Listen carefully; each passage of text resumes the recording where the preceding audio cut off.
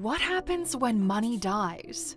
The truth is, money as we know it won't be around for long, and those who don't get ready for the inevitable change are the ones who will suffer the most through this transition. Most people don't realize this, but money is a technology. More precisely, a technology of exchange and transport. Money allows you to transport energy through time and space. Not sure if you've thought about it like this before.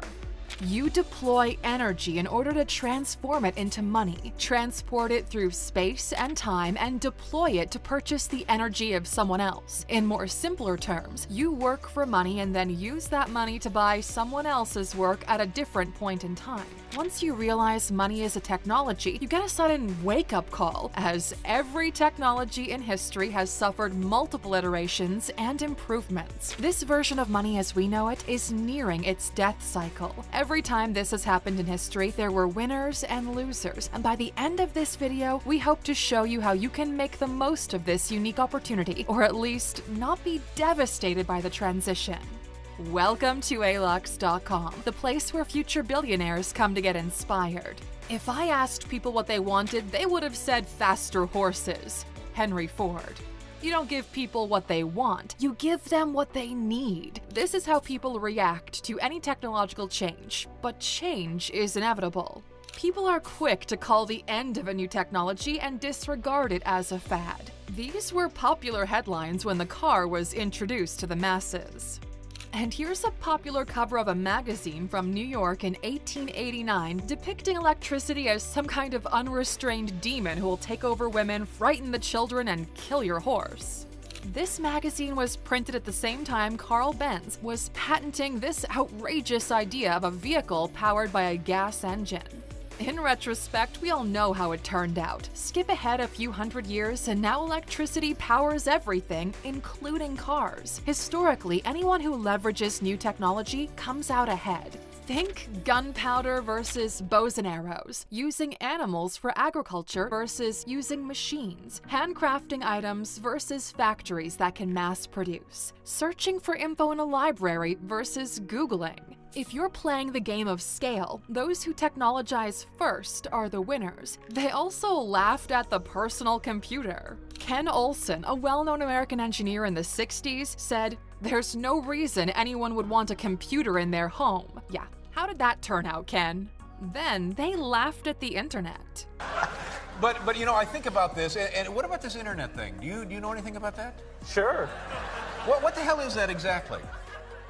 Every technology eventually gets replaced by the newer and better version. Now, it's happening to money, an outdated technology where we print pictures on pieces of paper, cotton, or plastic and pretend it has a value because the government says so, as they control the printing press. But if you look historically, currencies have their own expiration date due to changes in diplomatic arrangements or technological developments. We went from seashells to pieces of leather to marbles to gold coins to paper to digital. We're already witnessing the transition to a cashless society. But is there more to this change? Since 1971, money has been off the gold standard. I have directed Secretary Connally to suspend temporarily the convertibility of the dollar into gold or other reserve assets, except in amounts and conditions determined to be in the interest of monetary stability and in the best interest of the United States.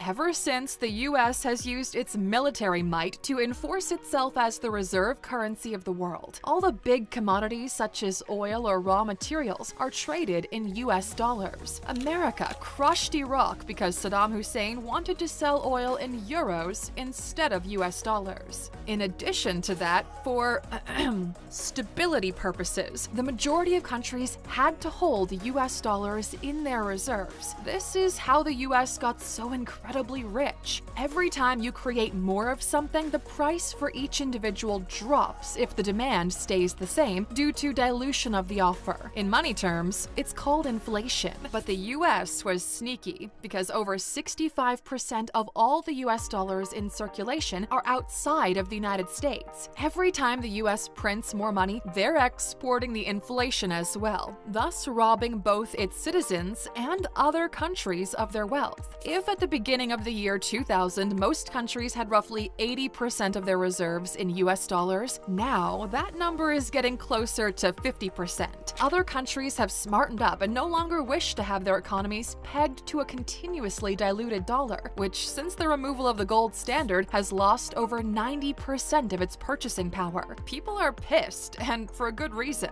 Why would you go to work if they're diluting your pay? Why would you go to work when the government literally printed money out of thin air and gave everyone money for free? If you're born today, you're pretty much destined for a life of consumerism and debt. Teenagers today are unlikely to be able to afford a home throughout their entire life. Picture yourself being 21 with $100,000 worth of debt that you'll have to repay. You didn't even start your life yet and you're already in the negatives. The entire modern economy is one based on consumption and the iterative need for rapid innovation. In order to keep this entire charade alive, you need to spend more money than you did last year or everything will collapse. Every country in the world is in debt. People are unhappy and being robbed of their wealth by their governments who are completely out of touch with what's happening outside their bubble.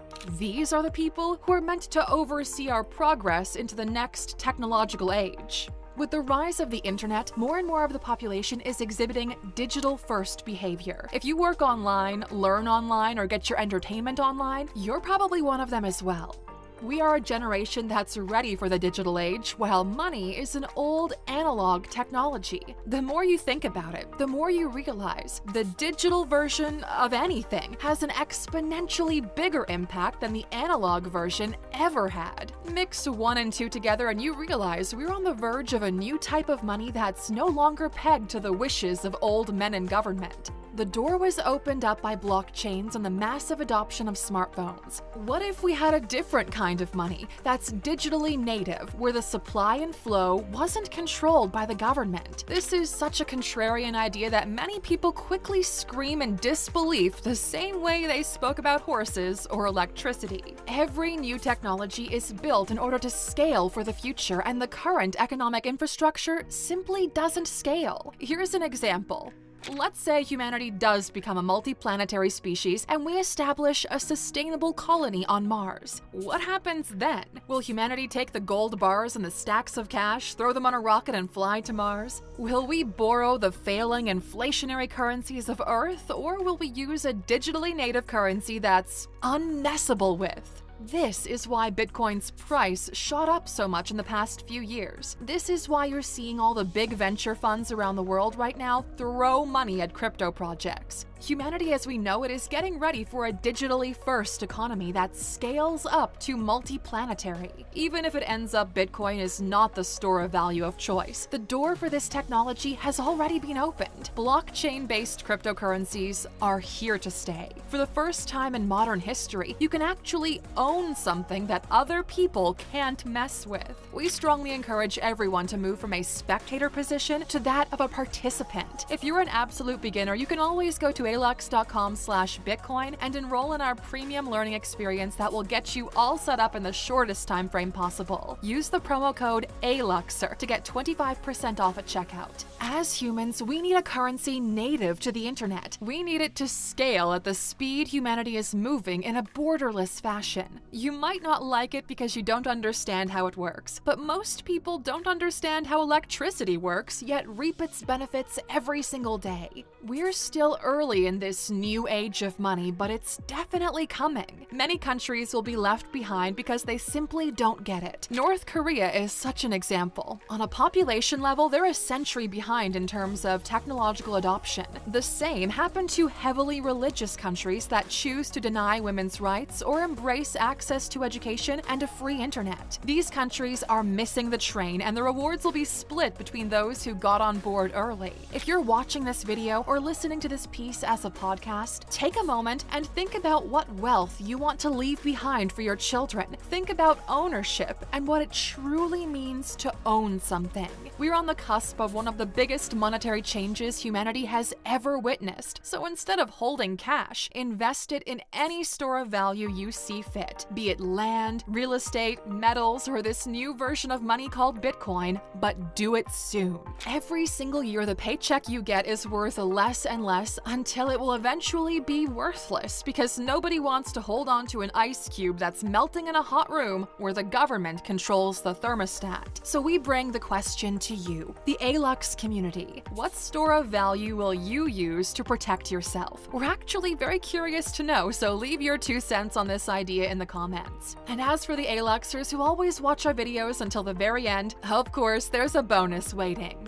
We've been in a few very airy meetings lately with some pretty well-connected individuals. With the stock market at an all-time high right now, everyone with big money is preparing for a massive correction coming this year in March. We've already moved the majority of our wealth out of the stock market and into real estate, cash-flowing businesses, and crypto. In the next 5 years, the biggest countries in the world will move away from their native currencies to a digital stable coin version that's on their own blockchains. Everything you do with money right now will be in this new ecosystem. This decade is the end of an era and the beginning of a new one.